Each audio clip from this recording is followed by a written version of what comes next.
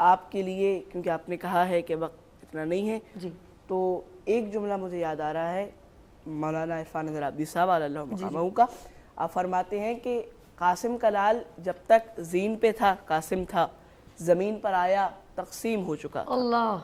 اور روایات میں ملتا ہے کہ امام مظلوم کی ایک بیٹی تھی جو آپ کے ساتھ آئی تھیں اور آپ کا نام فاطمہ کبریٰ تھا اور آپ سے شہزادہ قاسم کا آپ نے نکاح پڑھایا تھا.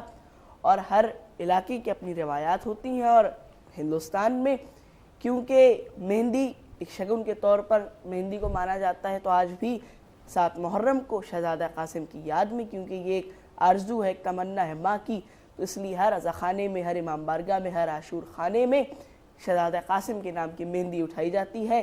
اور آج 7 محرم کو یہ دن ویسے تو شہزادہ قاسم سے منسوب ہے، لیکن آج کا دن اس لیے بھی اہمیت رکھتا ہے کیونکہ آج امام حسین پر، اہل حرم پر پانی بند ہو چکا تھا.